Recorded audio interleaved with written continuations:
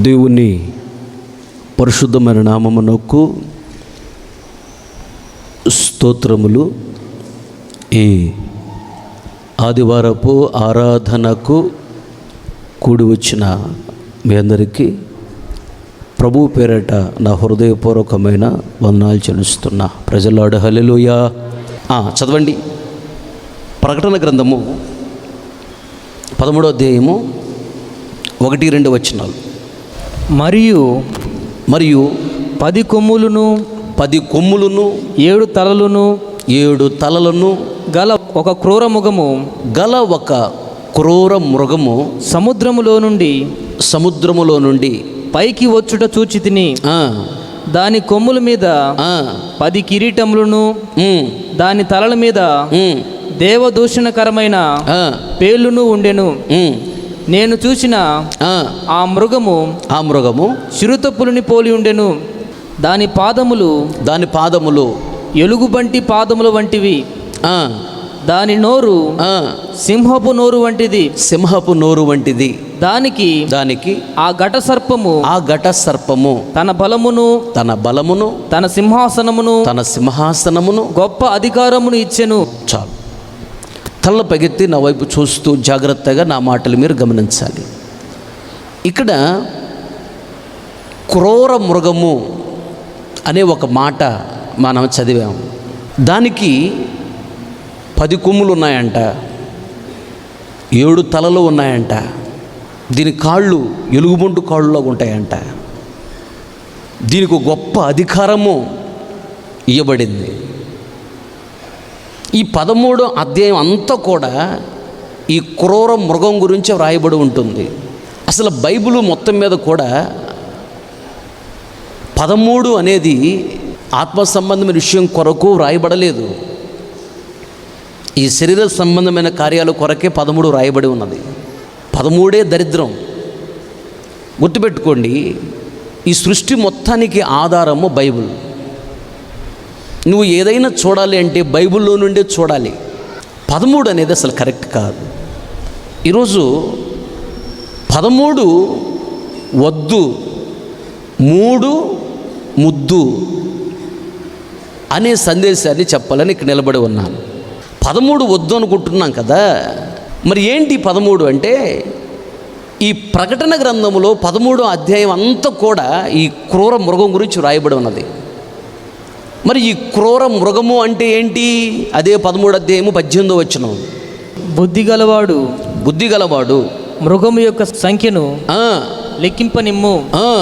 అది ఒక మనుష్యుని సంఖ్యయే.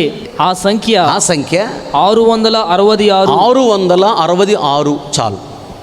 తల పైకెత్తి నా వైపు చూస్తూ నా మాటలు జాగ్రత్తగా గమనించండి. ఏంటి మృగము అంటే? అది ఒక మనుష్యుని సంఖ్య అని రాయబడి ఉన్నది. ఆ మృగము అంటే ఒక మనిషే.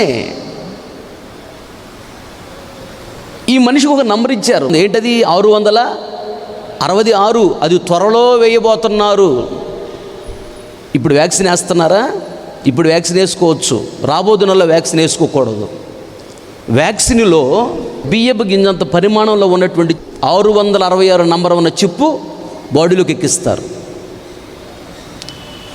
అది లోపల ఉన్నది అంటే ప్రపంచం మొత్తం మీద ఆ వ్యక్తి ఎక్కడ బంగారం దాచిపెట్టాడు, ఎక్కడ డబ్బులు దాచిపెట్టాడు, ఏం మాట్లాడుతున్నాడు, ఏం ఆలోచిస్తున్నాడు, ఏం చేస్తున్నాడు మొత్తం తెలిసిపోతుంది గవర్నమెంట్కి. అలాంటిది వేయబోతున్నారు. ఇప్పుడే కొన్ని దేశాల్లో వచ్చింది. 666 ముద్ర ఉన్న చిప్పుని బాడీలోకి ఎక్కిస్తున్నారు. జాగ్రత్త గమనించాలి. ఇలా కొన్ని దేశాలలో వ్యాక్సిన్ వేయించుకోకపోతే, వ్యాక్సిన్ సర్టిఫికెట్ లేకపోతే ఇక ఏ క్రయ విక్రయములు జరగవు. అంటే కొనటం అమ్మటం ఏమి ఇక జరగదు. స్థలాలు కొనలేవు, ఇల్లు కొనలేవు, అసలు షాపుల్లోకి వెళ్ళి బట్టలు కొనలేవు, కూరగాయలు కొనలేవు, అసలు ఏం కొనలేవు. ఇంకా ఆ సర్టిఫికెట్ ఉంటేనే అవన్నీ ఇస్తారు. వినాలి జాగ్రత్తగా. వ్యాక్సిన్ తప్పనిసరిగా వేయించుకున్నది ప్రారంభమైంది. వేయించుకోకపోతే ఈ మృగము అంటే ఈ మనిషి చిత్రహింసలు పెడతాడు. ఎవడు అంటే ఈడు క్రీస్తు విరోధి అంటారు, లేదా అంత్యకాలములో వస్తాడు కాబట్టి అంత్యక్రీస్తు అంటారు. ఇంగ్లీష్లో యాంటీ క్రైస్ట్ అంటారు. క్రూర మృగమని ఎందుకన్నారు? అక్కడ 4 రకాల మృగాలు మనకు కనపడుతున్నాయి. 10 కొమ్ములు 7 తలలు కలిగినటువంటి ఒక మృగము, రెండోది చిరుత పులి, మూడోది ఎలుగుబంటు, నాలుగోది సింహం. ఈ 4 రకాల మృగాలు కనపడుతున్నాయి అక్కడ. ఈ క్రీస్తు విరోధిని ఈ 4 రకాల మృగాలతో ఎందుకు పోల్చారు అంటే, ఈ క్రీస్తు విరోధి పరిపాలన ఈ భూలోకంలో ఎలా ఉంటుందంటే, ఈ 4 రకాల క్రూర మృగాలు కలిస్తే ఎంత క్రూరంగా ఉంటుందో అలా ఉంటుందో పరిపాలన. జాగ్రత్త గమనించాలి. ఈరోజు రాత్రికి యేసయ్య వచ్చాడనుకో, యేసు ప్రభు నిజమైన దేవుడని నమ్మి మనసును మార్చుకుని బాప్తిస్మం తీసుకొని ప్రతి ఆదివారం మందిరానికి వచ్చి వాక్యాన్ని విని వాక్యానుసారంగా జీవించే వాళ్ళు మాత్రమే ఈ మట్టి శరీరం మహిమా శరీరంగా మార్చబడి పరలోక రాజ్యానికి వెళ్ళిపోతారు. యేసు ప్రభు దేవుడిని నమ్మలేదే విగ్రహార్థికులు, యేసు ప్రభు దేవుడని తెలిసినా వాక్యానుసారంగా బ్రతకలేదే నామకార్థ క్రైస్తవులు, వాళ్ళందరూ భూమి మీద ఉంటారు. ఈ విడిచిపెట్టబడినటువంటి సంఘాన్ని, ఈ విడిచిపెట్టబడినటువంటి సమాజాన్ని 7 సంవత్సరాలు పరిపాలన చేస్తాడు క్రీస్తు విరోధి. అది భయంకరమైన పరిపాలన. దానిని శ్రమల కాలము, మహాశ్రమల కాలం అంటారు. దేవునికి స్తోత్రం చెప్పాలి గట్టిగా, హల్లెలూయా. సంఘం ఎత్తబడిన తరువాత ఎత్తబడిన సంఘానికి మధ్యాకాశములో 7 సంవత్సరాల గొప్ప విందు ఉంటుంది. విడిచిపెట్టబడిన సంఘానికి 7 సంవత్సరాలు భయంకరమైన శ్రమలు ఉంటాయి. అప్పుడు ఈ 666 ముద్ర అనేది బాగా వాడికి ఉపయోగపడింది.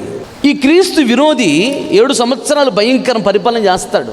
క్రీస్తు విరోధిని 4 రకాల మృగముల కలయిక ఎలా ఉంటుందో ఆ మృగంతో పోల్చారండి. అంటే 10 కొమ్ములు 7 తలలు ఉన్నటువంటి జంతువు ఎక్కడైనా ఉందా భూమి మీద? సృష్టిలో ఎక్కడ లేదు.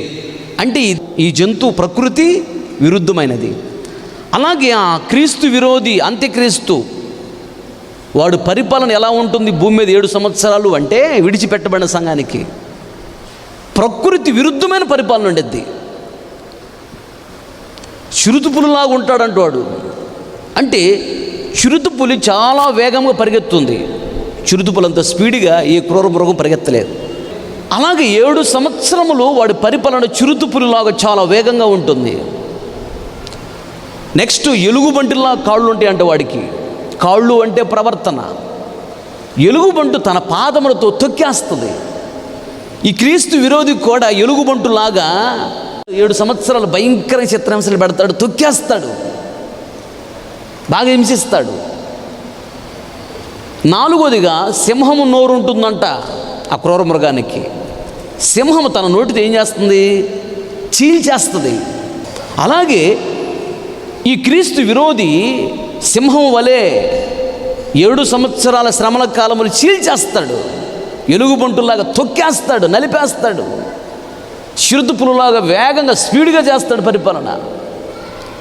అది ప్రకృతికి విరుద్ధమైన పరిపాలన. ఇప్పుడు వరకు జరగనటువంటి పరిపాలన సృష్టిలో అలాంటి ఘోరమైన పరిపాలన జరిగింది. విడిచిపెట్టబడినటువంటి సంఘానికి జరిగేది ఇది క్రీస్తు విరోధి పరిపాలన. ఇది చాలా జాగ్రత్తగా గమనించాలి. అందుకని 4 రకాల క్రూరమైనటువంటి జంతువులతో వాడిని పోల్చారు. అలాంటి పరిపాలన వాడిది.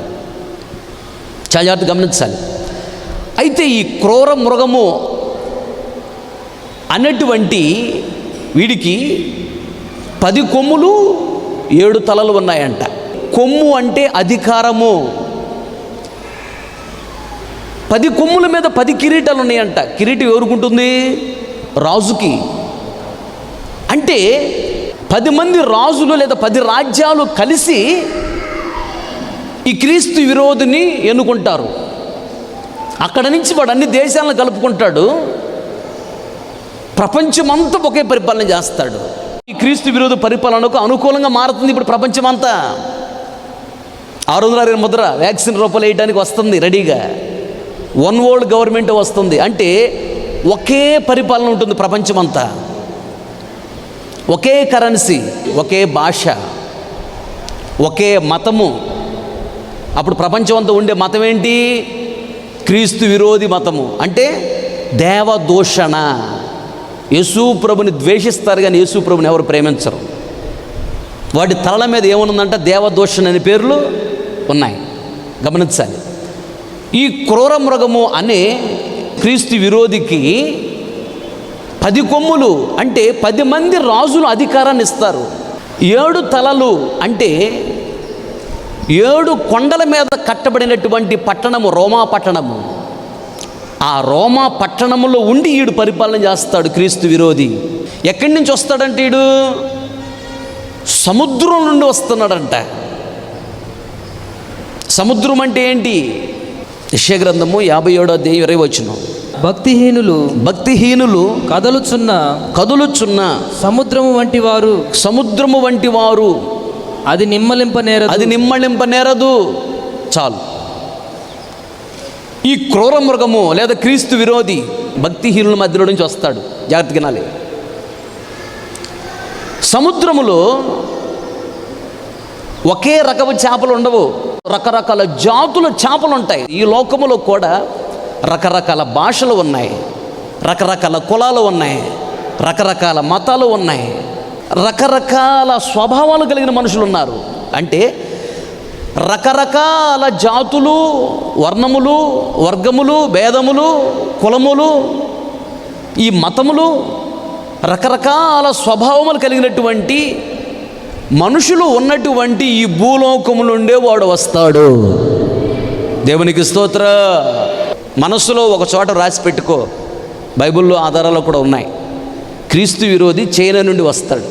వాళ్ళు కమ్యూనిస్టు పార్టీ, యేసు ప్రభుని నమ్మరు చైనా వాళ్ళు. ఈ మధ్య కాలంలోనే కొందరు యేసు ప్రభుని నమ్ముకున్నారు. వచ్చి రోమా పట్టణంలో కూర్చొని ప్రపంచం మొత్తాన్ని పరిపాలన చేస్తాడు.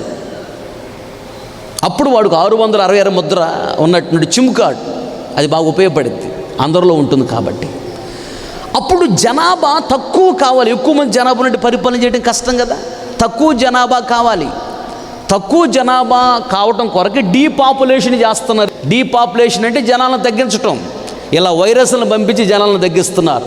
ఇప్పటికే ఫస్ట్ వేవ్, సెకండ్ వేవ్ ద్వారా ఇంచుమించుకు 2 కోట్ల మంది పైనే చనిపోయారు. ఇప్పుడు థర్డ్ వేవ్ వస్తుంది మరలా.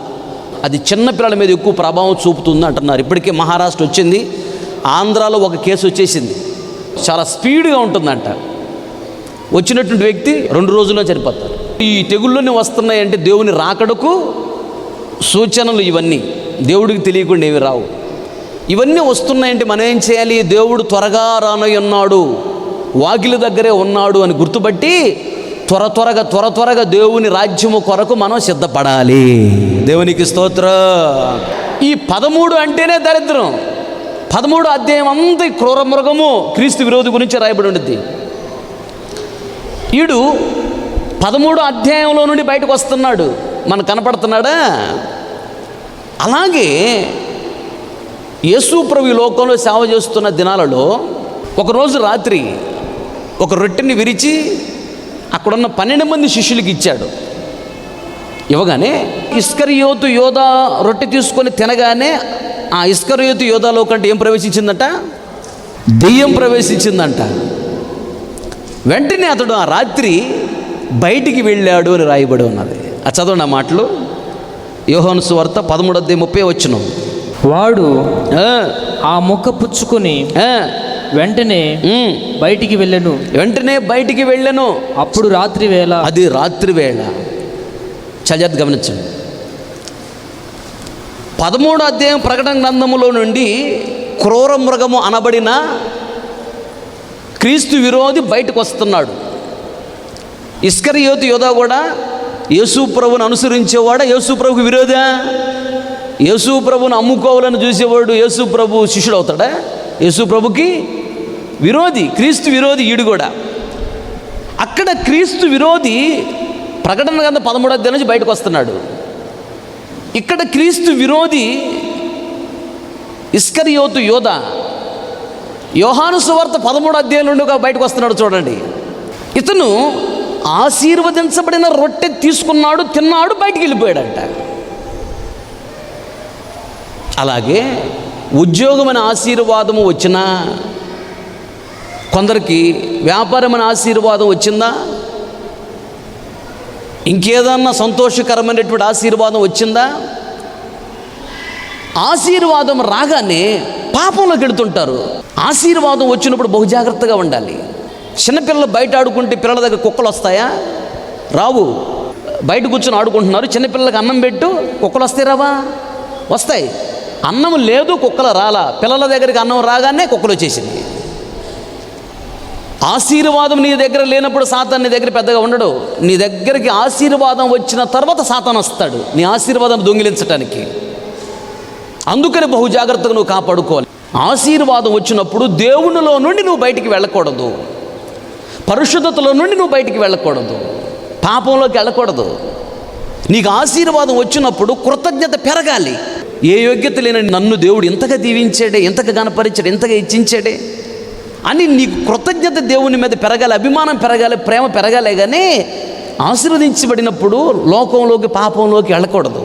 ఇలా 13వ అధ్యాయము 1వ వచనములో సముద్రం నుంచి బయటకు వస్తున్నాడు కదా. 12వ అధ్యాయం చివరి వచనం చూడండి, ఎవరు పిలుస్తున్నారు వాడిని? సముద్రం ఒడ్డు నిలబడి, అందుచేత ఆ ఘట సర్పము ఆగ్రహం తెచ్చుకొని దేవుని ఆజ్ఞలు గైకొనుచు యేసుని గురించి సాక్ష్యమిచ్చుచు ఉన్నవారైనా ఆమె సంతానమును శేషించిన వారితో యుద్ధము చేయుటకై, అంటే విడిచిపెట్టబడిన సంఘముతో యుద్ధము చేయుటకు ఘట సర్పము బయలు వెడలి సముద్ర తీరమున లేదా సముద్ర ఒడ్డున నిలిచి సముద్రంలో ఉన్నటువంటి క్రూర మృగాన్ని బయటికి పిలుస్తుంది. ఎవరు పిలిచారు ఇప్పుడు? ఘట సర్పము సముద్ర ఒడ్డుని నిలబడి సముద్రంలో ఉన్న క్రూర మృగాన్ని బయటికి రమ్మని పిలుస్తుంది. నీకు అధికారం ఇస్తాను రా అని. ఈ ఘట సర్పం అంటే ఎవరు? వీడికి ఎక్కడి నుంచి వచ్చింది అధికారము? అధికారం ఉంది, నేను ఇస్తాను రా అని పిలుస్తున్నాడు. ఎవరు ఈ ఘట సర్పం?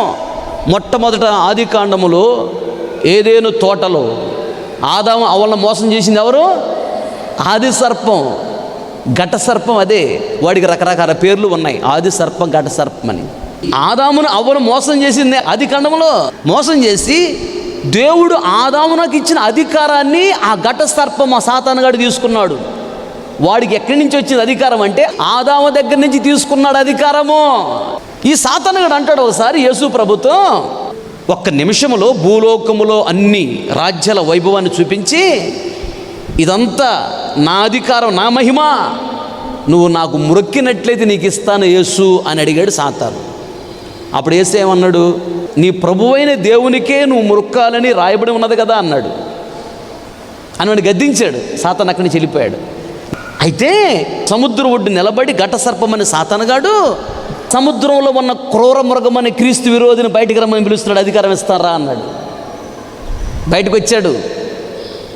క్రూర మృగము అనే క్రీస్తు విరోధి ఘట సర్పమని సాతానుగాడు అధికారం ఇచ్చాడు.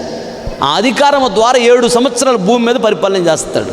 అలాగే అక్కడేమో 13వ అధ్యాయంలో క్రూర మృగము అనబడినటువంటి క్రీస్తు విరోధి సముద్రంలోంచి బయటకు వచ్చాడు. యోహాను సువార్త 13వ అధ్యాయములో ఇస్కరియోతు యోధ లోకమనే సముద్రంలోకి వెళ్ళాడు. అక్కడ క్రీస్తు విరోధి అయినటువంటి క్రూర మృగము సముద్రమైన లోకంలో నుంచి వస్తున్నాడు బయటికి. మీకు ఇంకా అర్థమయ్యే రీతిలో చెప్పాలంటే ఒక మాట చదవండి. ఆది కాండము 4వ అధ్యాయం 13వ వచనం. అందుకు కయీను, నా దోష శిక్ష నేను భరింపలేనంత గొప్పది. కయీను అంటున్నాడు, నేను చేసిన దోషానికి దేవుడు నాకు శిక్ష విధించాడు. ఎలాంటిదంటే అది గొప్పది. ఎన్నో వచనం అమ్మా? 13వ వచనం. లోకములో లోకస్తులు పలానా నంబర్ మంచిది అన్నారంటే అది దరిద్రం గుర్తుపట్టాలి. నంబర్లు ఏముండదమ్మా. మన బ్రతుకును సరి చేసుకుంటే దేవుడు తోడే ఆశీర్వదిస్తాడు. నువ్వు బ్రతుకును సరి చేసుకుని ఎన్ని నంబర్ మార్చుకున్నా ఉపయోగం లేదా. ఇతను అంటాడు కయీను, నేను చేసిన దోషానికి నాకు వచ్చిన శిక్ష గొప్పది. 13వ వచనంలో అంటున్నాడు. ఎందుకు వచ్చింది ఈయనకి ఎంత గొప్ప దోష శిక్ష? ఆదామునకు మొదట పుట్టిన కుమారుడు కయీను, ఆ తర్వాత హేబేలు పుట్టాడు. కయీను వ్యవసాయం చేస్తూ ఉంటాడు, హేబేలు గొర్రెల కాపరి. ఒకరోజు దేవునికి అర్పణగా కయీను తనకు పండినటువంటి పంటలో నాసి రకము తాలు పంట దేవునికి అర్పణగా తెచ్చాడు. దేవుడు అర్పణ చూసి నెట్టేశాడు. నువ్వు వద్దు, నీ అర్పణ వద్దు, పోతలకే.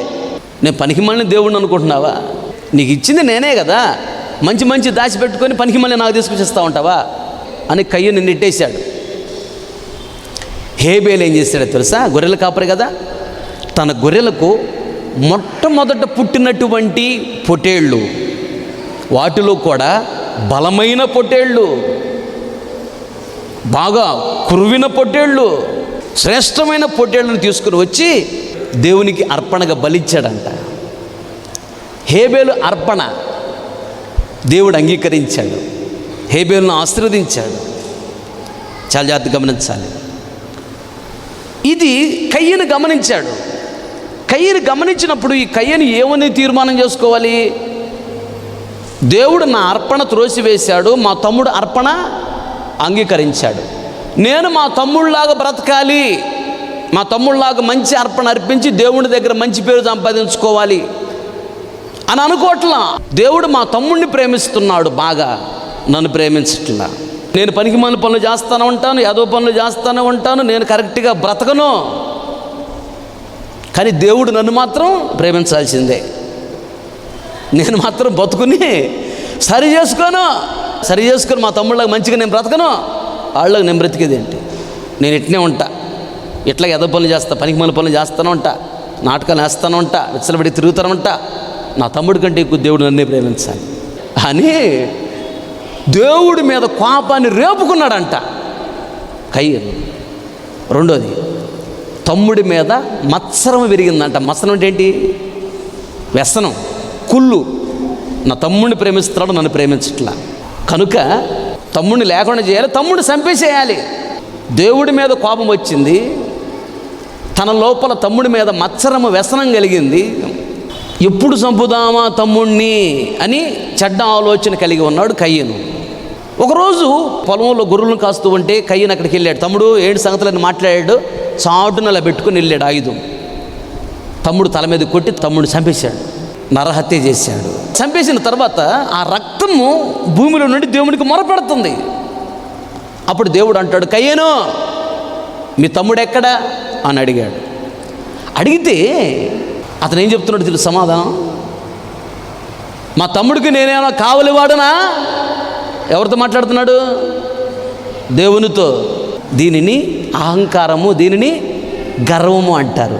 సృష్టికర్త అయిన దేవునితో మాట్లాడుతున్నాడు భయం లేకుండా. అసలుకి ఇతను కొంచెం కూడా వివేచన జ్ఞానం లేదు కయ్యనికి. ఇంక వీళ్ళిద్దరే కదా అన్నదమ్ములు, ఎవరున్నారు? తమ్ముడితో కలిసిమెలిసి ఉంటే ఎంత బాగుండిద్ది, కలిసిమెలిసి ఉండొచ్చుగా. సహోదరులు ఐక్యత కలిగి ఉండుట ఎంత మేలు. ఐక్యత కలిగి ఉంటేనంట ఎంత మేలు అంటే కొలతలు లేనంత మేలు జరుగుతుందంట.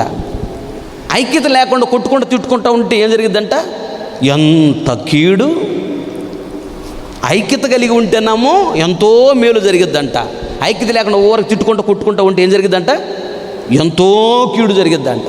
భక్తి గలవాడు హేబేలు ఉండకూడదని కయ్యను వ్యసనపడి మనసులో పెట్టుకొని చెడ్డ ఆలోచన చేసి భక్తి గల హేబేలు లేకుండా చేశాడు కయ్యను అప్పుడు అనుకున్నాడు, మనసులో అనుకున్నది జరిగింది, ఎప్పటి నుంచో ఆశపడుతున్నా, అనుకున్నది జరిగింది. చప్పళ్ళు కొట్టుకుంటున్నాడు కయ్యను.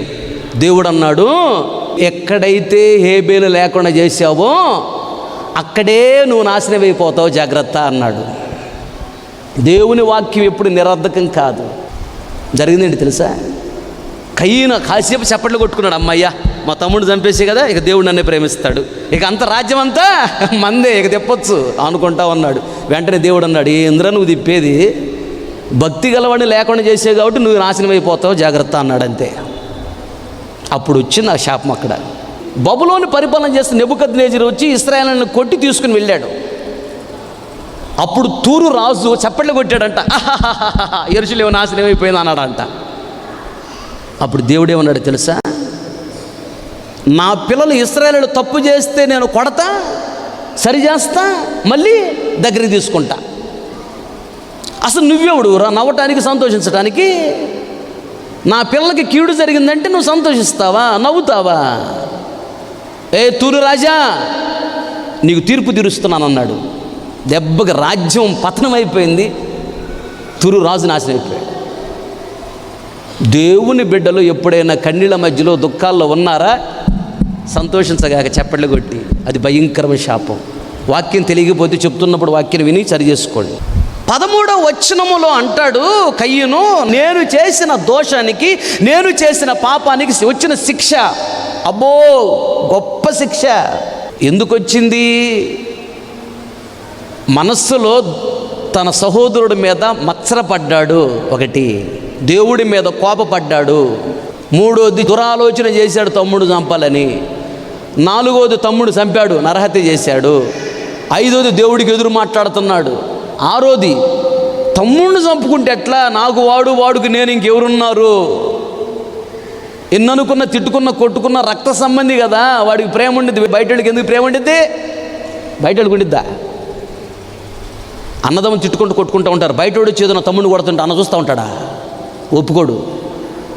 ఎన్ననుకున్న, తిట్టిన, కొట్టుకున్న రక్త సంబంధం వేరు, ఆ బంధం ప్రేమ వేరు కదా. వివేచన లేదు. తమ్ముడిని చంపుకుంటే ఎట్లా నేను? వాడు మన సహోదరుడు కదా. మనసు మార్చుకొని బాప్తిస్మం తీసుకున్న వాళ్ళందరూ మనకేమవుతారు? మన సహోదరులు. వాళ్ళు నాశనం అయిపోవాలని కోరుకోకూడదు నువ్వు. వాళ్ళ మీదకి ఏదైనా కీడు వస్తే, వాళ్ళు దుఃఖంలో ఉంటే, వాళ్ళు బాధల్లో ఉంటే నువ్వు సంతోషించకూడదు. అది నీకు శాపంగా మారిద్ది. తూరు రాజుకి అదే జరిగింది. దేవుని బిడ్డలు కన్నీళ్ళ మధ్యలో ఉంటే, దుఃఖంలో ఉంటే ప్రార్థన చేయాలి, సంతోషించకూడదు. అది శాపం. 13 అంటేనే దరిద్రం. ఇప్పుడు ఈ 13వ వచనములో గొప్ప శిక్ష వచ్చిందంట ఆయన మీదకి. ఎందుకు వచ్చిందో తెలుసా? ఎందుకు వచ్చిందంటే, ఈ కయ్యూను హృదయములో నుండి 13 వచ్చినాయి. కొన్ని కనపడదని, కొన్ని వనకపట్ల. ఏంటి 13? మార్కు సువార్త 7వ అధ్యాయము 21వ వచనం. లోపల నుండి అనగా మనుషుల యొక్క హృదయములో నుండి దురాలోచనలు. అదుగో దురాలోచన. లెక్క పెట్టుకోండి. 1 చెడ్డ ఆలోచన, జారత్వములను. 2వది జారత్వము, పెళ్లి కాకముందు అక్రమ సంబంధాలు ఉండటం జారత్వం అంటారు. దొంగతనములను. 3 దొంగతనము, నరహత్యలను. 4 నరహత్య, వ్యభిచారములను. 5 వ్యభిచారము, లోభములను. 6 లోభము, చెడుతనములను. 7 చెడుతనము, కృత్రిమమును. 8 కృత్రిమము, కామ వికారము. 9 కామ వికారము, మత్సరమును. 10 మత్సరము, దేవదూషణయు. 11 దేవదూషణ, అహంభావమును. 12 అహంభావము, అవివేకమును. 13 అవివేకము. సరిపోయిన 13. ఈ 13 చెడ్డవి ఎక్కడి నుంచి వస్తాయంట? హృదయంలో నుండి వస్తాయంట. కయ్యూను హృదయంలో ఈ 13 ఉన్నాయి. కొన్ని బయటికి కనపడుతున్నాయి, కొన్ని బయటికి కనపడట్లా. ఏది ఏమైనా కయ్యూను హృదయంలో ఈ 13 ఉన్నాయి. ఈ 13 చెడ్డవి కయ్యూను హృదయంలో ఉన్నాయి. ఆ 13వ వచనంలో కయ్యూను అంటాడు, నా దోష శిక్ష చాలా గొప్పదే, భయంకరమైనటువంటి శిక్ష నా మీదకి వచ్చింది అన్నాడు. అప్పుడు దేవుడు నుదుటి మీద కయ్యూనుకు ఒక ముద్ర వేశాడు. ఏంటి ఆ ముద్ర అంటే, నుదుటి మీద బొట్టు పెట్టుకుంటున్నారే అది. మరి ఇప్పుడు బొట్టు పెట్టుకోవాలి పెట్టుకోవద్దు నువ్వు ఆలోచించుకో. అది సాతాను సంబంధమైన మనిషికి వేశాడు ముద్ర దేవుడు. సాతానుగాడు ఏం చేస్తాడు? దేవుడికి ఇష్టం లేనివి చేపిస్తాడు, దేవుడికి ఇష్టమైనవి చేయకుండా చేస్తాడు సాతాను. దానినే సాతాను తంత్రములు అంటారు. ఏంటి సాతాను తంత్రము? దేవునికి ఏది ఇష్టమో అది చేయనివాడు, దేవునికి ఏది ఇష్టం లేదో దాన్ని చేపిస్తాడు. నుదుటి మీద ముద్ర వేశాడు, ఈడు శపించబడిన వాడు అని. అంటే బొట్టు పెట్టుకోకూడదు, అది శాపం. సాతానుడు ఏం చేస్తాడు? బొట్టు పెట్టిస్తాడు. ఇలా ఈ 13 రకాల చెడ్డ ఆలోచనలు నీలో ఉన్నాయా? అది భయంకర శాపం. దాని వలన వచ్చేది ఏంటంట? ఘోరమైన శిక్ష ఉన్నదంట.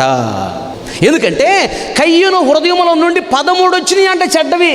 అందుకు ఈ 13 ఇంటికి వెళ్ళిన తర్వాత మరలా చదువుకో. 7:21 వచనం. ఒక్కటి కూడా నీ హృదయంలోకి రాకుండా చూసుకో. ఇది చెట్టు కింద సెలయేరు ప్రవహిస్తుంది, బాగా లోతుగా ఉన్నది ఒక ఏరు.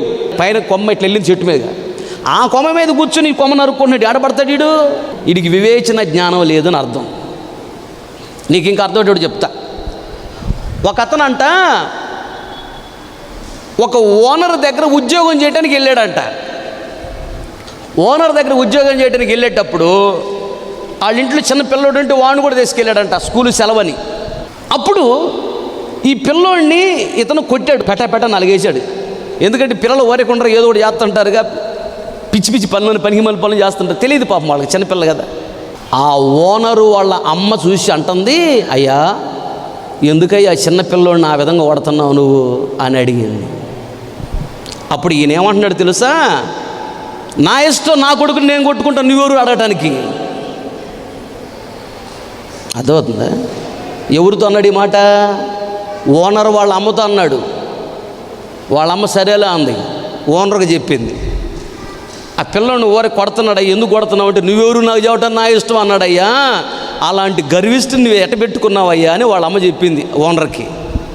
ఆ ఓనర్ గారు వెంటనే మరుసటి రోజు ఉద్యోగం నుంచి మానిపించాడు. అప్పుడు దాకా ఎక్కడెక్కడో తిరిగి వచ్చాడు, ఉద్యోగం లేదని ఏడిసి ఎంతోమంది ఫోన్లు చేసి అడిగి, ఉద్యోగం దొరికిద్దా, ఇల్లు గడవట్లా, ఉద్యోగం దొరికిద్దా, ఇల్లు గడవట్లా, అడిగి బ్రతిలాడుకుని ఉద్యోగం చేరాడు. వివేచన జ్ఞానం ఉండొద్దు.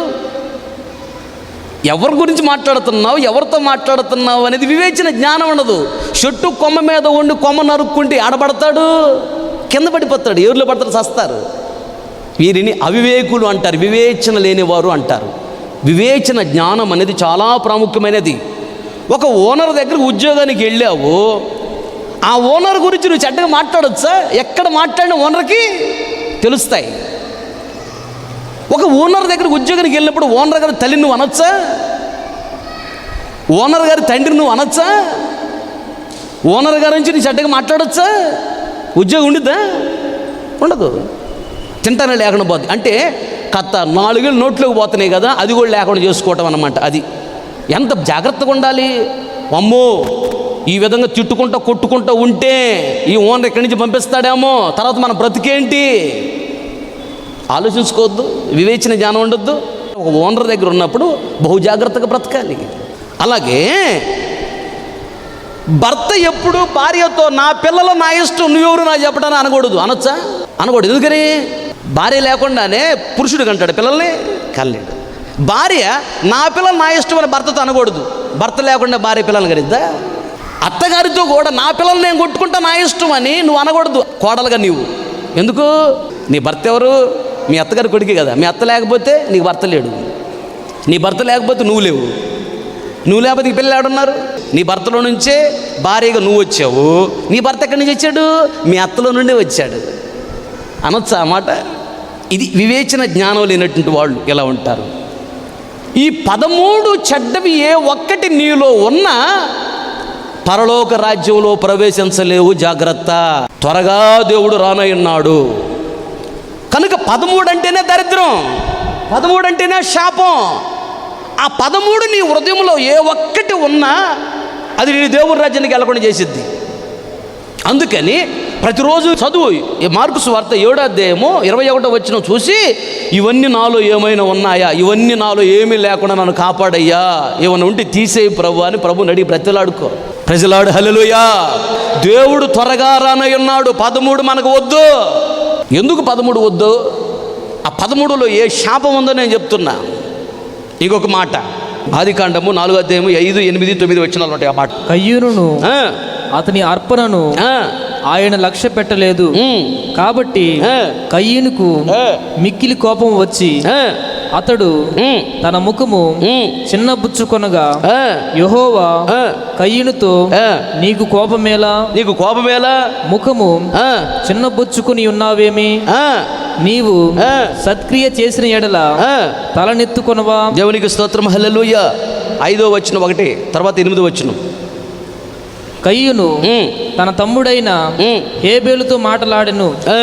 వారు పొలములో ఉన్నప్పుడు కయ్యూను తన తమ్ముడైన హేబేలు మీద పడి అతనిని చంపెను. అదుగో యెహోవా నీ తమ్ముడైన హేబేలు ఎక్కడున్నాడు కయ్యూను అడగగా అతడు నేను ఎరగను నా తమ్మునికి నేను కావలివాడనా. చూసావా ఎంత అహంభావం ఇది, ఎంత అవివేకం. దుర్మార్గులు మంచి వాళ్ళని చెప్పుకోవటం అది అబద్ధం. మంచివాళ్ళు దుర్మార్గులని చెప్పటం కూడా అంతే. ఎదుటివారు భక్తి గలవారని నీకు తెలుసు, తెలిసి కూడా నీ మాట వినలేదనో, నీ మాటకు లోబడలేదనో, లేదా నీలో తప్పులు చూపిస్తున్నారనో భక్తి గలవారిని దుర్మార్గులని చెప్పి నిందలేసి అవమానపరిచి మాట్లాడటం అది శాపం. దేవుడు చూస్తున్నాడు. అగ్నినేత్ర కలిగిన వాడు తీర్పు తీర్చకూడదు. తీరిస్తే మొదటి తీర్పు నీకు వచ్చింది. తీర్పు తీర్చాలి. నువ్వు భక్తిగా జీవించే వ్యక్తివైతే, వాక్యానుసారంగా జీవిస్తున్న వ్యక్తివైతే నువ్వు కరెక్ట్గా తీర్పు తీర్చాలి. దుర్మార్గులు మంచోళ్ళని తీర్పు తీర్చకూడదు, మంచోళ్ళని దుర్మార్గులని తీర్పు తీర్చకూడదు. దుర్మార్గు అంటే దుర్మార్గుడే, మంచోళ్ళు అంటే మంచోళ్ళే. శత్రువు అయినా వాళ్ళలో మంచి ఉంటే నేను అంటాను వాళ్ళు మంచోళ్ళే అని చెప్తాను. దుర్మార్గుడు అనుకో, అది దుర్మార్గుడే, దుర్మార్గుడు అని చెప్తాను. యథార్థంగా ఉన్నట్టు కరెక్ట్గా మాట్లాడాలి. దేవునికి స్తోత్రం, హల్లెలూయా. 13 వద్దు. 13 ఎంత చెడ్డదో మనం వింటున్నాం. అలాగే ఇంకొకటి కూడా, రాజుల మొదటి గ్రంథము 6వ అధ్యాయము 38వ వచనం. 11వ సంవత్సరము బూలు అను 8వ మాసమున దాని ఏర్పాటు చొప్పున దాని ఉపభాగములన్నిటితోనూ మందిరం సమాప్తమాయెను. 7 సంవత్సరములు సొలొమోను దానిని కట్టించుచుండెను. 7 సంవత్సరాలు మందిరాన్ని కట్టించాడు. ఇప్పుడు నెక్స్ట్ 7వ అధ్యాయం 1-2 వచనాలు. సొలొమోను 13 సంవత్సరములు తన నగరును కట్టించుచుండి దానినంతటిని ముగించెను. చాలు. తలల పైకెత్తి నా వైపు చూస్తున్న మాటలు వినండి జాగ్రత్తగా. 13 వద్దు. అసలు 13 ఏంటి నీకు తెలియాలి. సొలొమోను దేవుని మందిరాన్ని ఎన్ని సంవత్సరాలు కట్టాడంట? 7 సంవత్సరాలు. సొలొమోను తను నివసించడానికి ఇల్లు కట్టుకున్నాడంట. ఇల్లు ఎన్ని సంవత్సరాలు కట్టాడంట? 13 సంవత్సరాలు. సొలొమోను దేవుని మందిరాన్ని కట్టడానికి 7 సంవత్సరాలు సమయాన్ని ఉపయోగించాడు. తన ఉండటానికి నివాస స్థలాన్ని కట్టుకోవటానికంట 13 సంవత్సరాలు ఖర్చు పెట్టాడంట. దేవుని కొరకు ఎక్కువ టయాన్ని ఖర్చు పెట్టాడా, తన కొరకు ఎక్కువ సమయాన్ని ఖర్చు పెట్టాడా? మాట్లాడండి. 13 సంవత్సరాలు సమయాన్ని ఇచ్చించాడు తన ఇల్లు కట్టుకోవడానికి. దేవుని ఇల్లు కట్టడానికి 7 సంవత్సరాలు. అంటే ఎక్కువ సమయం దేవుని కొరకు స్పెండ్ చేస్తున్నాడా, తన కొరకు స్పెండ్ చేశాడా? ఎవరి కోసం ఎక్కువ ఖర్చు పెట్టాడు? తన కొరకు. మనుషులకి సొంత పనులు చేసుకోవడానికి 24 గంటలు చావట్లా. దేవుని పని చేయడానికి సమయం లేదు. బైబిల్ చదవడానికి సమయం లేదు. ప్రార్థన చేయడానికి సమయం లేదు. ఆదివారం చర్చికి రావడానికి సమయం లేదు. దేవుని మాటలు ఎవరికైనా చెప్పడానికి సమయం లేదు. ఉపవాసం ఉండడానికి సమయం లేదు. చూడండి, దేవుని పరిచర్య చేయడానికి సమయం లేదు, కుదరట్లేదన్నా. సొంత పని చేసుకోవడానికి సమయం ఎక్కువ. 24 గంటలు సరిపోవట్లేదు చాలామందికి. ఈరోజు రానోళ్ళు అంటారు వాళ్ళే, దేవుని పని చేయడానికి సమయం లేదు, సొంత పని చేసుకోవడానికి సమయం బాగుంది. సడన్గా దేవుడు పిలిస్తే పలవరం చేస్తాడా? సొలొమోను 7 సంవత్సరాలు మందిరం కట్టాడంట. 13 సంవత్సరాలు తన నగరాన్ని కట్టుకున్నాడంట. తన సొంత పనుల కొరకు, తన సొంత ఇంటి కొరకు, తన నివాసం కొరకు 13 సంవత్సరాలు ఖర్చు పెట్టాడంట. సొలొమోనుకి దేవుడు పరలోక రాజ్యం ఇవ్వలా. ఎంత జ్ఞానం గలవాడు తెలుసా సొలొమోను నీ అంత జ్ఞానం గలవాడు పుట్టలేదు, పుట్టబోడు. చూసావా ఎంత జ్ఞానం ఉపయోగం? నరకనికి పోయాడు, దేవుని రాజ్యానికి వెళ్ళాలా. ఎందుకంటే దేవుని కొరకాము తక్కువ సమయం ఖర్చు పెడుతున్నాడు, తన కొరకు ఎక్కువ సమయాన్ని ఖర్చు పెట్టుకుంటున్నాడు. అంటే దేవుని కంటే ఎక్కువగా తనని తను ప్రేమించుకుంటున్నాడు. అది నచ్చల దేవుడికి. ఆరంభములు భక్తి గలవాడే. ఎంత భక్తి గలవాడో తెలుసా? సొలొమోను మోకరించి ప్రార్థన చేస్తే తెల్లని మేఘమ్మలాగా దేవుని మహిమ ఆవరించిందంట. మందిరంలో ఒక సేవకులు సేవ చేయడానికి వెళ్ళలేకపోయారంట. దేవుడు వచ్చి తేటగా మాట్లాడుతున్నాడంట. అంత భక్తి గలవాడు ఎందుకు ఇంత నాశనం అయిపోయాడు? విగ్రహారాధికులను భార్యలుగా చేసుకున్నాడు. వాళ్ళు వచ్చిన తర్వాత అందరు కలిసి ఒక రూమ్లో ఉంటారా? 1000 మంది మగవాళ్ళు ఒక రూమ్లో ఒకసారి ఉంటారంట. 2 ఆడలు ఒకసారి ఉండలేరంట. మగవాళ్ళు చూడ చక్కగా నవ్వుకుంటున్నారు. కావాలండి పెట్టి చూడు వాళ్ళని. మీ ఇంట్లో మీ భార్యని మీ అత్త కలిసిమెలిసి ఉంటున్నారా? ఉన్నారంటే వాళ్ళిద్దరు పరలోక రాజ్యం ఉన్నట్టే. మీ అత్తగారితో నువ్వు ప్రేమగా ఉండగలవా? ఒక ఇంట్లో 2 స్త్రీలు ఉండగలరా? అసలు అక్క చెల్లెలే ఉండలేరు.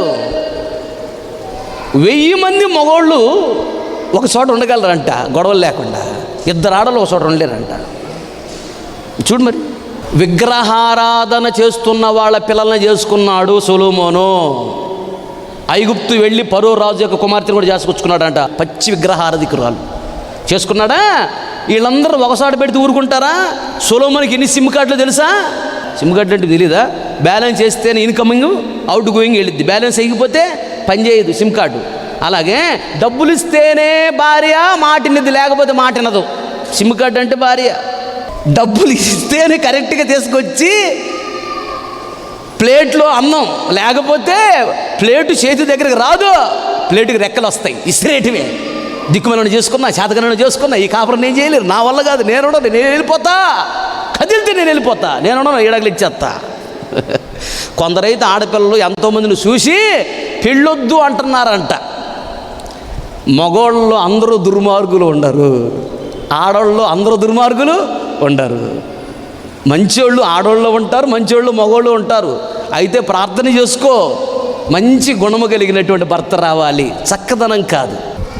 ప్రజలాడు హల్లెలూయా. సొలొమోను ఎందుకు నాశనం అయిపోయాడంటే విగ్రహారాధికులను చేసుకున్నాడు.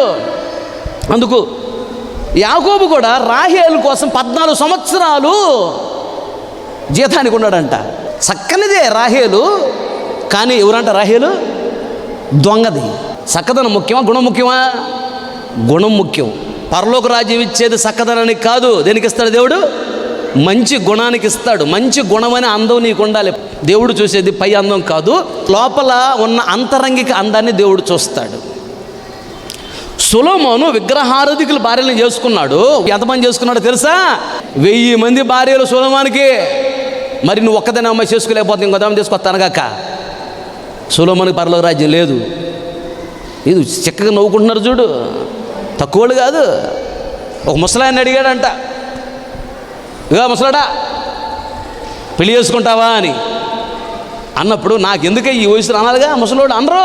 ఏమంటారు తెలుసా? ఈ వయసులో నాకు ఎవరు ఇస్తారయ్యా, ఇత్తే చేసుకుందామని. చింత తెచ్చినా పులుపు చావదంట. విగ్రహారాధికులు చేసుకున్నాడు. డైనింగ్ హాలు, కిచెను, హాలు అన్ని అందంగా కట్టకపోతే ఈ సిమ్ కార్డు పనిచేయదేమో అని 1000 మందికి సపరేట్గా కట్టాడంట ఇళ్ళు. చాలా అందంగా కట్టాడు.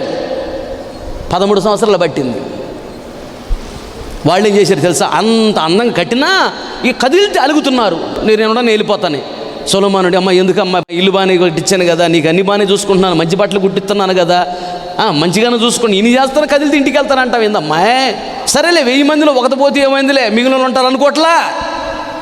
నీ బాధేంటి చెప్పమ్మాయి అంటే, నేను చిన్నప్పటి నుంచి విగ్రహారాధన చేశా, ఇప్పుడు కొత్తగా నువ్వు యెహోవా దేవుడు అంటే నా వల్ల కాదు, నా కోసం గుడి కట్టు, నా కోసం విగ్రహారాధన చేయి. మళ్ళీ చెప్పిన మాట వెనకపోతే వెళ్ళిపోద్దని భయంతో భక్తి గలవాడు విగ్రహారాధన కుటుంబంలో పుట్టి పెరిగిన అమ్మాయిని పెళ్లి చేసుకొని ఆ అమ్మాయి చెప్పినట్టు నడుచుకుంటున్నాడు. ఎవరు? సొలొమోను. ఏమైపోయాడు? నాశనం అయిపోయాడు. విగ్రహారాధన అసలు చేసుకోవద్దని బైబిల్లో ఉంది. కన్నీళ్లతో ఉపవాసం ప్రార్థన చేయి, భక్తి గలవాడి దేవుడు తీసుకుని వస్తాడు. కులం గురించి ఆలోచించగాక, అసలు బైబిల్లో కులమే లేదు. దేవుడు ఎవరినైతే నీకు చూపిస్తాడో వాడు ఏ కులం అని ఆలోచించగాక, ఉద్యోగం ఉందా, వ్యాపారం ఉందా ఆలోచించగాక, దేవుడు చెప్పాడంటే ఇచ్చేసి, ఆ తర్వాత దేవుడు వాళ్ళు బహుగా దీవిస్తాడు. దేవునికి స్తోత్రం. దేవుని మందిరాన్ని 7 సంవత్సరాలు కట్టాడంట. తన భార్యలను సంతోష పెట్టడానికి 13 సంవత్సరాలు కష్టపడ్డాడంట. డబ్బులన్నీ వాళ్ళు ఖర్చు పెట్టాడంట. దశంభాగం ఎందుకు తీయట్లేదు నాయన అంటే, ఎన్ని ఖర్చులు అంటున్నాడు ఒక ఆయన. ఖర్చులు కాదు, భార్య కాక ఆయనకి 2 ఉన్నారు, ఇంకా బయట 2 సిమ్ కార్డులు ఉన్నాయి సొలొమోనుకు ఉన్నట్టుగా 2 భార్యలు. మరి వచ్చే జీతము భార్యను చూసుకోవాలా, పిల్లలను చూసుకోవాలి, 2 కుటుంబాలు ఉన్నాయి కదా అక్రమ సంబంధాలు, మరి వాళ్ళకు కూడా ఇవ్వాలిగా. మరి ఇన్ని ఇచ్చేవాడు పాపం దశంభాగం ఏమిస్తాడు? అర్థమవుతుందా? దశంభాగం ఎందుకు తీయట్లేదు అంటే ఇది సంగతే. సొలొమోను దేవుని మందిరానికి పెట్టిన ఖర్చు చాలా తక్కువ, తన భార్యల కొరకు పెట్టిన ఖర్చు చాలా ఎక్కువ. దేవుడు ఎప్పుడు మనకంటే ఎక్కువే. 1,00,000 రూపాయలు ఖర్చు పెట్టుకుంటే నా రూము బ్రహ్మాండంగా తయారయ్యిద్ది. స్త్రీలు ఎవరు నా రూములకు రారు, రానివ్వను. ఈరోజు కాదు, సేవలు అడుగు పెట్టిన దగ్గర నుంచి ఈ రోజు వరకు నా రూములకు ఎవరు నేను లేడీస్ రానివ్వను, బయటే మాట్లాడతాను. కొందరు వస్తుంటారు మగవాళ్ళు నా రూమ్కి చూస్తారు. నా రూమ్ మామూలుగా ఉండి సింపుల్గా ఏం చేయలే. మందిరం చూస్తే బా ఏముంది మందిరం అంటారు. అంటే నా రూము కంటే నాకంటే దేవుని మందిరం ఎక్కువే. నేను ఇచ్చిన డబ్బులు ఏం చేసావంటే దేవుడు నువ్వు ఇచ్చిన డబ్బులన్నీ పరిచర్లో ఖర్చు పెట్టా, ధైర్యంగా నేను చెప్పగలను. షబాష్ బళా నమ్మకమైన మంచి దాసుడా అని నాకు పరలోక రాజ్యం ఇస్తాడు. అలాగే నమ్మకముగా దేవుని పరిచర్య ఖర్చు పెట్టి నమ్మకస్తున్న బిడ్డలు ఇక్కడ ఉన్నారు కనుకనే ఈ పరిచర్య అంత ఘనంగా ఉన్నది. నాకు తెలుసు ఇలాంటి బిడ్డలను దేవుడు బళా నమ్మకమైన మంచి దాసుడా దాసురాలు అంటాడు, పరలోక రాజ్యం చేర్చుకుంటాడు. గట్టి చెప్పకూడదు దేవుడు నావన్ మై పర్స్ ప్రజలాడు హల్లెలూయా. తప్పించుకొని తిరిగే వాళ్ళు ఉన్నారు, దేవుడు చూస్తున్నాడు. దేవుని కంటే ఎక్కువగా నిన్ను నువ్వు ప్రేమించుకుంటున్నావా? దేవుని ఇల్లు కంటే ఎక్కువగా నీ ఇంటిని ప్రేమిస్తున్నావా? దేవుని కంటే ఎక్కువగా నీ సమయాన్ని నీ కొరకు నువ్వు వాడుకుంటున్నావా? నువ్వు 13లో ఉన్నావు, జాగ్రత్త. 13 మనకు వద్దు, ఏం కావాలి? 3 మనకు ముద్దు. ప్రజలాడు హల్లెలూయా. యాకోబున ఒక సంతానం ఎంతమంది? గడి చెప్పండి అమ్మా. 13 మంది. 12 మంది కుమారుల తర్వాత 13వ సంతానం ఎవరు? దీనా. దేవుడి దేవుల ఆ పేరు నేను ఊరి పెట్టను. వయసు వచ్చిన తరువాత ఒక ప్రాంతంలో నివాసం చేస్తున్నారు. విగ్రహారాధికులు దగ్గరలో ఉంటే ఒంటరిగా వెళ్ళిందంట యవనస్తురాలు. 12 మంది అన్నలు ఉన్నారు కదా, అది ఊరున్నట్టుంది, ఊరు కనపడుతుంది. అన్నయ్య వెళ్ళి ఆ ఊరు చూసేద్దారా అని వాళ్ళ అన్న ఎవరో ఒకరు తీసుకుని పోవచ్చు తోడుగా. వయసు వచ్చిన ఆడపిల్ల, చక్కనిది. మళ్ళీ దీనా యూదులంటే చాలా చక్కగా ఉంటారు. ఒంటరిగా వెళ్ళిందంట. ఒకడు చూశాడు, కన్నేశాడు, ఈ అమ్మాయిని పాడు చేశాడు. పాడైపోయింది, జీవిత పతనం అయిపోయింది. తర్వాత ఈ అమ్మాయి వలన ఇన్ని గొడవలు, అక్కడ ఇన్ని సమస్యలు, మనశ్శాంతి లేదు, సంతోషం లేదు, సమాధానం లేదు. ఆదికాండం 34:1 అక్కడ రాయించాడు. ఇంక ఏ అధ్యాయం ఈ అమ్మాయి గురించి దేవుడు రాయించలా. జీవితాన్ని పాడు చేసుకుంది వయసు వచ్చినప్పుడు. ఎవరు? 13వ సంతానమైనటువంటి దీన తన జీవితాన్ని నాశనం చేసుకుంది. చదవండి ఆ మాటలు. 34వ అధ్యాయము ఆదికాండము 1వ లేయా యాకోబునకు కనిన కుమార్తె అయిన దీనా ఆ దేశపు కుమార్తెలను చూడవెళ్ళెను. అబ్బా, ఆ దేశంలో కుమార్తెలు ఎంత చక్కగా ఉంటారు, నాలాగా అందంగా ఉంటారు లేదా చూద్దామని వెళ్ళిందంట. ఆ దేశం నేలిన హివ్వీయుడైన హమోరు కుమారుడకు షెకెము ఆమెను చూచి ఆమెను పట్టుకొని ఆమెతో శయనించి ఆమెను అవమానపరిచెను. ఒంటరిగా వెళ్ళొచ్చా? ఒంటరిగా వెళ్ళింది, జీవితాన్ని నాశనం చేసుకుంది. అంటే తల్లిదండ్రులు చెప్పిన మాట వినేది కాదు దీన. నీకు ఆత్మీయంగా తండ్రి దైవజనులు చెప్పిన మాట వినకుండా వాళ్ళంతే చెబుతారులని తప్పించుకొని తిరుగుతున్నావు అంటే ఒకరోజు శాపాన్ని అనుభవించాలి, తప్పదు. నీకు కష్టమైన, ఆరమైన, భారమైన దైవజనులు చెప్పిన మాట వింటే నీకు గొప్ప దీవెన. నిన్ను కన్న తల్లిదండ్రులు చెప్పిన మాట వింటే దీవెన. కన్న తల్లిదండ్రులు ఎప్పుడైనా మేలు చేస్తారు, కీడు చేయరు. దీన చెప్పిన మాట వినేది కాదు. వయసులో ఉన్న ఆడపిల్ల ఎలా ఉండాలి? ఒంటరిగా వెళ్ళొచ్చా? 13వ సంతానం నాశనాన్ని తెచ్చిపెట్టుకుంది. సాక్ష్యం లేదు. ఈ అమ్మాయి వల్ల భయంకర గొడవలు, కుటుంబం వల్ల మనశ్శాంతి లేదు. వీళ్ళు పోయి వాళ్ళని చంపొచ్చారు. మళ్ళీ వీళ్ళ అన్నలు నరహత్య చేశారు ఈ అమ్మాయి వలన. మా చెల్లెని పాడు చేశాడు అని. మన బంగారం మంచిది అయితే కౌన్సిలర్ పోయి దగ్గర తగదు పెట్టుకోవటం ఎందుకు? ఈ అమ్మాయి మంచిది అయితే వాళ్ళని చంపటం ఎందుకు? 13 దరిద్రం. అందుకనే 13వ సంవత్సరం నుంచి 19వ సంవత్సరం వయసు వరకు ఏమంటారు ఇంగ్లీష్లో? 13, 14, 15, 16, 17, 18, 19. దీని ఏమంటారు? టీన్ ఏజ్ అంటారు. టీనేజ్ అంటే ఇది యవ్వన దశ. ఇది భయంకరమైనటువంటి దశ. ఈ వయసులో తెలియదో చెప్పిన వినరు. జీవితం నాశనం అయిపోవాలన్నా, బాగుపడాలన్నా ఈ వయసులో పిల్లల్ని జాగ్రత్తగా పట్టుకొచ్చుకోవాలి. అన్నీ తెలిసినట్టుగా మాట్లాడతారు, అన్నీ తెలిసినట్టు ప్రవర్తిస్తారు. తల్లిదండ్రులు చెప్పిన మాటలు వినరు. అలాంటి వాళ్ళు పత్రమైపోతూ ఉంటారు. ఇది డేంజరస్ ఏజ్. ఈ భయంకరమైన వయసు 13తోనే ప్రారంభమైద్ది. ఈ వయసులో దేవుడికి నువ్వు అప్పగించుకున్నావా నీ జీవితాన్ని దేవుడు బంగారు పాటగా మారుస్తాడు. దావీదు సింహాన్ని చంపింది, ఎలుగుబంటు చంపింది, గొలియాతును చంపింది ఏ వయసు తెలుసా? ఇంచుమించుగా 13-12కి మధ్య వయసు అంట. కారణము దేవునికి అప్పగించుకున్నాడు కాబట్టి దావీదు ప్రపంచంలోనే గొప్పడయ్యాడు. 13 వద్దు, అది దరిద్రం. 13లో శాపం ఉంది. ఇలా గమనిస్తే చాలా విషయాలు ఉన్నాయి బైబిల్లో. ఇంకా గమనిస్తే ఎస్తేరు గ్రంథములో రాయబడిన మాట ఏంటంటే యూదులు మొత్తాన్ని చంపమని తాకీదులు రాసియారంట. రాజుగారి యొక్క ఉంగరము తీసుకొని ముద్రేశారంట. ఏ రోజు తెలుసా? చదవండి ఆ మాటలు. ఎస్తేరు గ్రంథము 3వ అధ్యాయము 12-13 వచనాలు త్వరగా. మొదటి నెల 13వ దినమందు, అదుగో మొదటి నెల 13వ దినమున ఏం జరిగిందంట? యూదులు మొత్తాన్ని నాశనం చేయమని తాకీదులు రాసి రాజుగారి యొక్క ఉంగరం తీసుకుని ముద్రేసేసారంట. చదువు ఆ మాట. రాజు యొక్క వ్రాతగ్రాండ్రు పిలువబడిరి. హామోను ఆజ్ఞాపించిన ప్రకారము అంతయు ఆయా సంస్థానముల మీద ఉంచబడిన రాజు యొక్క అధిపతులకును అధికారులకును ఆయా సంస్థానములోని జనముల మీద ఉంచబడిన అధిపతులకును అధికారులకును వారి వారి లిపిని బట్టి ఆయా జనముల భాషను బట్టి రాజైన ఆహ్వేరోషు పేరట ఆ వ్రాతగ్రాండ చేత తాకీదులు వ్రాయించబడి రాజు ఉంగరము చేత ముద్రించబడిను. అదారు అను 12వ నెల 13వ దినమందు, అదుగో 12వ నెల 13వ దినమందు, 1వ నెల 13వ దినమందు యవ్వనులనేమి వృద్ధులనేమి శిశువులనేమి స్త్రీలనేమి యూదులందరినీ ఒక్క దినమందే బొత్తిగా నిర్మూలం చేసి, అదుగో మొత్తాన్ని యూదుల మొత్తాన్ని చంపమని మొదటి నెల 13వ తారీఖు రాయించారంట. 12వ నెల 13వ తారీఖు మొత్తాన్ని చంపమని పంపించేశారంట. అన్ని ప్రాంతాల్లో యూదులను చంపేయండి, చిన్న పిల్లలను కూడా ఉంచొద్దు. ఎప్పుడు యూదులు నాశనం చేయమని పంపించింది 13వ తారీఖు అంట. వ్రాయించింది 13వ తారీఖు, నిర్ణయించింది 13వ తారీఖు. 13 వద్దు, అది దరిద్రం. యూదులు చంపాలని కోరుకున్నారంట. యోధా అంటే స్తుతి. స్తుతి చావకూడదు. ఒక వ్యక్తిలో స్తుతి చనిపోయిందా, చనిపోయినట్టే, పరలోక రాజ్యంలో ప్రవేశించలేరు. స్తుతి చావకూడదు, స్తుతి బ్రతికే ఉండాలి. యోధా చావకూడదు, యోధా బ్రతికే ఉండాలి. యోసేపును కొట్టి బావిలో పడేశారు. అప్పుడు యోసేపుని బావిలో నుండి బయటికి తీయించింది ఎవరు తెలుసా? యోధా. ఆడెవడురా? మన తమ్ముడే కదా, మన రక్త సంబంధి కదా. సరే, వాడు మన మీద ఏదో నాన్నకి సాడీలు చెబుతున్నాడు అని తెలిసింది. మన బతుకులు మనం మార్చుకోవాలి. మనం చేసి అదవ పనులే. వాడు భక్తి గల వాడు, చూస్తూ ఉండడు కనుక మన మీద సాడీలు చెబుతాడు. సాడీలు కదా అవి. నేను బాగు చేయలేకపోతున్నాను అన్నలు, నాన్న నువ్వన్నా బాగు చేయనా అని చెప్తాడు.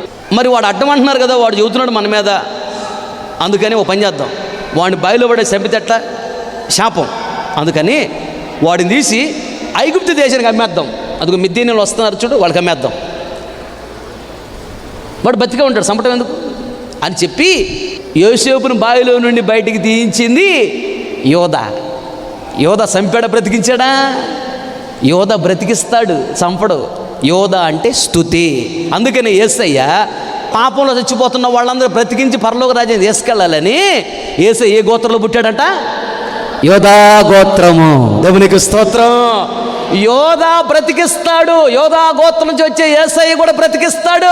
యోసేపుని బ్రతికించింది యోధా. యోధా అంటే స్తుతి. స్తుతి నిన్ను బ్రతికిస్తుంది. స్తుతి సావకూడదు. ఎల్లప్పుడు నువ్వు దేవుణ్ణి స్తుతించి పడుకున్నా, లేచినా, కూర్చున్నా స్తోత్రం అనే మాట నీ నోట ఉంటే నువ్వు అడుగుపెట్టిన ప్రతి చోట, చేస్తున్న ప్రతి పనిలో ఆశీర్వాదాన్ని చూస్తావు. దేవునికి స్తోత్రం. చెప్పలు గట్టిగా హల్లెలూయా. 13 వద్దు, 3 మనకి ముద్దు. ఏంటి 3? తండ్రి, కుమార, పరిశుద్ధాత్మ. ఎంతమంది? 3. ఏకదేవుడు. ఒకే మనసు, ఒకే భావము, ఒకే తాత్పర్యము, ఒకే ఆత్మ ఉంటుంది వాళ్ళల్లో. అందుకనే 3 ఉన్నారు పరిపాలనలో, కానీ ఒకటే మనసు ఉంటుంది, ఒకటే భావము ఉంటుంది. కాబట్టి తండ్రి, కుమార, పరిశుద్ధాత్మ 3 ఏకదేవుడు అన్నారు. జాగ్రత్తగా గమనించండి. ఎక్కడున్నారు ఈ 3? యేసు ప్రభు బాప్తిసం తీసుకొని ఒడ్డుకొచ్చాడు. పరిశుద్ధాత్మ దేవుడు పావురం వలె వచ్చి యేసయ్య మీద వ్రాలాడు. ఇప్పుడు ఇద్దరు కనపడుతున్నారా? యేసయ్య కనపడుతున్నాడు భూమి మీద, పరిశుద్ధాత్మ దేవుడు కనపడుతున్నాడు. ఆకాశం నుండి తండ్రి మాట్లాడుతున్నాడు. ఏమని? ఈయన నా ప్రియకుమారుడు, ఈయన యందు నేను ఆనందించుచున్నాను. 3 కనపడుతున్నారా? ఐసు గడ్డ అంటే ఘన పదార్థం. అది కరిగితే ఏమైంది? ద్రవ పదార్థం. వేడి చేస్తే అదేమైంది? నీళ్లు వేడి చేస్తే ఏమవుతాయి? ఆవిరై పైకి వెళ్ళిపోతాయి. నీరు ద్రవ పదార్థంగా ఉంటుంది, ఆవిరై పైకి వెళ్ళిపోతుంది. అది ఘనీభవం ఇచ్చినప్పుడు ఘన పదార్థంగా ఉంటుంది. ఒక్క నీరే 3 రూపాయలు కనపడుతుందా? స్త్రీ, కుమారుడికి తల్లి, భర్తకు భార్య, తండ్రికి కుమార్తె. 3 రూపాయల్లో ఒకే స్త్రీ కనపడుతుందా లేదా? అలాగే దేవుడు 3 రూపాయల్లో కనపడతాడు. అయితే 3 అంటే తండ్రి, కుమార, పరిశుద్ధాత్మ, త్రి ఏకదేవుడు. 3 ముద్దు, 3 మనకు కావాలి. అంటే తండ్రి, కుమార, పరిశుద్ధాత్మ, త్రి ఏకదేవుడు, 3 మనకు కావాలి. ఈ 3 ఎప్పుడు నీ దగ్గరికి వచ్చి నిన్ను దీవిస్తారంటే, తండ్రి అంటే మోకరించి ప్రార్థన చేసేటప్పుడు ఏమంటావు నువ్వు? యేసు నామములో అడిగి వేడుకుంటున్నాను బాబాయ్ అంటావా? భార్య దేవుడు నమ్ముకుంది, భర్త దేవుడు నమ్మలా, ఆయనకి తెలియదు. ఇద్దరం కలిసి ప్రార్థన చేసుకుంటే ఆశీర్వాదం వచ్చిందంటే అండి చెప్పిందంట భర్తకి. అవునా, సరే మోకరించాడు ఆయన కూడా. ఈవిడ ప్రార్థన చేసింది, అప్పుడు దాకా తండ్రి తండ్రి అంటా ఉంది, ఆయన మౌనంగా ఉన్నాడు. లాస్ట్లో యేసునామలు అడుగుతున్నా తండ్రి అంది ఏమా. ఆయన అంటాడు యేసునామలు అడుగుతున్నాను మామయ్య అన్నాడు. నోర్మే ఏం మాట్లాడుతున్నావు? ఏంది మామయ్య అంటున్నావేంది అంటే, ఆయన అంటాడు నీకు తండ్రి అంటే నాకు మామయ్య కదే. కొత్తగా చర్చికి వచ్చాడు, తెలియదు పాపం ఆయన. ఏసే అందరికీ తండ్రి. ఆయన ప్రార్థన చేసినప్పుడు యేసునామాలు అడుగుతున్నాము తండ్రితో బంధం ఎప్పుడు ఏర్పడుతుంది నీకు? ప్రార్థన చేసినప్పుడే నీకు సహవాసం. అలాగే ఆది యందు వాక్యం ఉండెను, వాక్యము దేవుని యొద్ద నుండి, వాక్యమే దేవుడే ఉండును, ఆ వాక్యమే కృపాసత్య సంపూర్ణుడిగా శరీరధారిగా మన మధ్య నివసించింది. ఎవరి వాక్యము? యేసయ్యే వాక్యము జాగ్రత్తగా వినాలి, వాక్యాన్ని గుండెల్లో దాచిపెట్టుకోవాలి, వాక్యానుసారమైన జీవితం నాకు ఇవ్వని అడిగి వాక్యానుసారంగా నువ్వు బ్రతుకుతూ ఉండాలి. అనేక మందికి వాక్యాన్ని నువ్వు బోధించి అనేక మంది దేవుని నడిపించాలి, వాక్యాన్ని నువ్వు ధ్యానించాలి. ఈరోజు విన్నావా? ఈ వాక్యం మరలా రేపు ఆదివారం వచ్చినప్పుడు మరలా నువ్వు వినాలి, విని నేర్చుకోవాలి, హృదయంలో ప్రింట్ అయిపోవాలి నీకు వాక్యం. ఇలా వాక్యాన్ని మరలా విని ధ్యానిస్తున్నావంటే యేసయ్యతో నువ్వు సహవాసం చేస్తున్నావు అని అర్థం. దేవునికి స్తోత్రం, హల్లెలూయా. ఈ వాక్యాన్ని మరలా నువ్వు ఇంటికి వెళ్ళిన తర్వాత యూట్యూబ్లో వస్తుంది. ఆ వాక్యాన్ని నువ్వు మరలా వినకపోతే, వాక్యాన్ని నువ్వు మరలా ధ్యానించకపోతే యేసయ్యతో నీకు స్నేహము లేదు అని అర్థం. మూడోది, పరిశుద్ధాత్మ శక్తి చేత నన్ను నింపయ్యా, నువ్వు ఎలా చెబితే అలా చేస్తా, ఇలా నడిపిస్తా, అలా నడుస్తానని కన్నీళ్లు కార్చి పరిశుద్ధాత్మ అభిషేకాన్ని అడుగు. పరిశుద్ధాత్మ అభిషేకాన్ని దేవుడు నీకు ఇస్తాడు. నువ్వు పరిశుద్ధాత్మ శక్తి చేత నింపబడి ఆత్మలో ఆనందిస్తున్నావంటే దాని అర్థం ఏంటి తెలుసా? పరిశుద్ధాత్మ దేవునితో నువ్వు సహవాసము చేస్తున్నావు. ప్రైజ్ ది లార్డ్, హల్లెలూయా. ఇలా 13 వద్దు, అది దరిద్రం, అది శాపం. 3 ముద్దు అంటే ఇష్టం. ఈ 3ను నువ్వు ఇష్టపడాలి. 3 అంటే 3 అనే అంకెలో తండ్రి, కుమార, పరిశుద్ధాత్మ 3 ఉన్నారు. ప్రార్థన చేయటం తండ్రితో స్నేహం, వాక్యాన్ని ధ్యానించడం యేసయ్యతో స్నేహం, పరిశుద్ధాత్మను పొందుకుని ఆత్మను ఆనందించటము పరిశుద్ధాత్మ దేవునితో స్నేహం. వీళ్ళ 3ని కలిగి ఉండి ఎప్పుడైతే నువ్వు వాడితో పోగొట్టుకోకుండా స్నేహం చేస్తూ ఉంటావో 3 నీతో ఉంటారు, నీలో ఉంటారు, నీ ఇంటిలో ఉంటారు, నీ వ్యాపారంలో ఉంటారు, నీ పంట పొలంలో ఉంటారు, నీ ఉద్యోగంలో ఉంటారు, నువ్వు వెళుతున్న ప్రతి మార్గం నీ 3 నీతో ఉంటారు. కాబట్టి నువ్వు అడుగు పెట్టిన ప్రతి చోట అద్భుతాలు జరుగుతాయి, ఆశ్చర్యకార్యాలు జరుగుతాయి, ఆత్మకార్యాలు జరుగుతాయి, దినదినం అభివృద్ధి చెందుతూ గణపరచబడతా ఉంటావు, ఉత్సాహంగా ఉంటావు, ఆనందంగా ఉంటావు. గట్టిగా చప్పటి కొడుతూ దేవుని నామమున మహిమపరచండి. ప్రైజ్ ది లార్డ్, హల్లెలూయా. 13 వద్దు, 3 ముద్దు. ఈ 3 మనకు కావాలి. తండ్రి కావాలి, ప్రార్థన, యేసయ్య కావాలి, వాక్యాన్ని ధ్యానించటం. వాక్యం అంటే నీకు ఆసక్తి ఉండాలి. ఆ సరదాగా ఏదో ఒకటి చదువు అని అనుకోవచ్చు కదా. ఇంత సబ్జెక్ట్ ప్రిపేర్ కావడం ఎందుకు? నేను ఇంత సబ్జెక్ట్ ప్రిపేర్ కావటానికి కొన్ని గంటలు ప్రార్థన చేయాలి, కొన్ని గంటలు బైబిల్ చదవాలి, కొన్ని గంటలు నిలబడి వాక్యం చెప్పాలి. మళ్ళీ ఉపవాసాలు ఉన్నాను నేను. ఎందుకంత బాధ? నాకు తెలుసు దేవునిలో మనం ఎంత కష్టపడతామో అంత గణపరచబడతాం, అంత దీవించబడతాం. దేవునికి స్తోత్రం. ఇలా వాక్యాన్ని బోధించటం అంటే యేసయ్యతో సహవాసం చేయటం. 13 వద్దు, 3 మనకి ముద్దు. ఈ ముగ్గురితో స్నేహం కావాలి. మనుషులతో పెద్దగా స్నేహాలు చేయని అవసరం లేదు. ఈ ముగ్గురితో స్నేహం చేయి, నువ్వు గొప్పగా దీవించబడతావు. అంతేకాదు దేవుడు వచ్చినప్పుడు నిశ్చయమైన పరలోక రాజ్యం నిన్ను నీ కుటుంబాన్ని చేర్చుకుంటాడు. గట్టిగా చెప్పకూడదు, దేవుని నామని మైపరచను. నువ్వు పరలోక రాజ్యంలో ప్రవేశించాలి అంటే, ఆ క్రూర మృగమనే క్రీస్తు విరోధి చేతుల నుంచి తప్పించబడాలంటే, ఈ భయంకరమైన 7 సంవత్సరాల శ్రమల మహాశ్రమల కాలంలో ఉండకుండా తప్పించుకొని పరలోక రాజ్యానికి వెళ్ళి 7 సంవత్సరాల విందులో ఉండాలి. ఆ తర్వాత భూమి మీదకి వచ్చి 1000 సంవత్సరాలు మనం పరిపాలన చేయాలి రాజుల్లాగా. ఆ తర్వాత పరలోక రాజ్యానికి వెళ్ళి కోట్ల సంవత్సరాలు సంతోషంగా బ్రతకాలంటే 13 వద్దు. ఏం కావాలి? 3 మనకి ముద్దు. మోకరించండి, ప్రార్థన చేసుకో. మహాగణుడా, మహోన్నతుడా, నిత్య నివాసి, నీకు స్తోత్రం. నువ్వెంతైనా నమ్మదగిన దేవుడవు తండ్రి. ఈ మధ్యాహ్న కాల సమయంలో ఆత్మస్వరూపికి మా మధ్యకి దిగివచ్చి మీ దాసుడుగా నన్ను మరుగుపరచి సంఘముతో తేటగా సూటిగా ఆదరిస్తూ, ఓదారుస్తూ, బలపరుస్తూ, తృప్తిపరుస్తూ, సేద తెరుస్తూ, హెచ్చరిస్తూ, ఆశీర్వదిస్తూ, గానపరుస్తూ మీరు మాట్లాడిన ప్రతి మాటల బట్టి నీకు స్తోత్రము, స్తోత్రము, స్తోత్రం. 13 వద్దు, 3 ముద్దు అని మీరు మాతో మాట్లాడారయ్యా, నీకు స్తోత్రాలు చెల్లిస్తున్నాను. మా జీవితంలో 13 ఉండకూడదు. అది దరిద్రం, అది శాపం, అది పాపం అని మీరు మాకు తెలియజేసినందుకు స్తోత్రమయ్యా. ప్రకటన గ్రంథం 13వ అధ్యాయములో 4 క్రూరమైన జంతువుల కలయిక. ఈ క్రూర మృగమైనటువంటి క్రీస్తు విరోధి ఆ భయంకరమైనటువంటి వాడి పరిపాలనలో విడిచిపెట్టబడిన సంఘముగా భయంకర పరిపాలనమే ఉండకూడదు. మీరు వచ్చినప్పుడు ధైర్యం నిలబడి మీ రాజ్యంలో ప్రవేశించే కృప మాకు దయచేయండి. వాడు 13వ అధ్యాయములో బయటకు వస్తున్నాడు.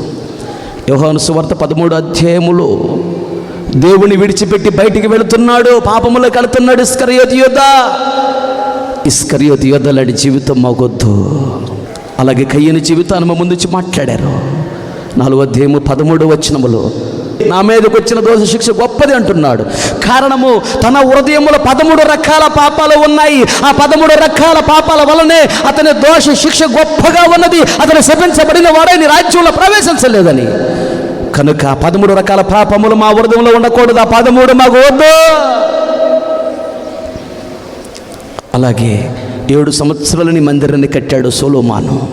13 సంవత్సరాలు తన భార్యల కొరకు వారిని సంతోషపెట్టడానికి, వారిని గణపరచడానికి దేవా నీకన్నా ఎక్కువగా విగ్రహారాధన ఉన్న భార్యను చేసుకొని విగ్రహారాధన పద్ధతుల్లోకి నడిచాడు. కనుకనే సృష్టిలో ఒక గొప్ప జ్ఞానం కలిగిన వాడు పతనం అయిపోయాడని. దేవా 7 సంవత్సరాలు నీ కొరకు సమయాన్ని ఖర్చు పెట్టాడు. కానీ 13 సంవత్సరాలు తన కొరకు, తన భార్యల కొరకు ఖర్చు పెట్టాడు సమయాన్ని.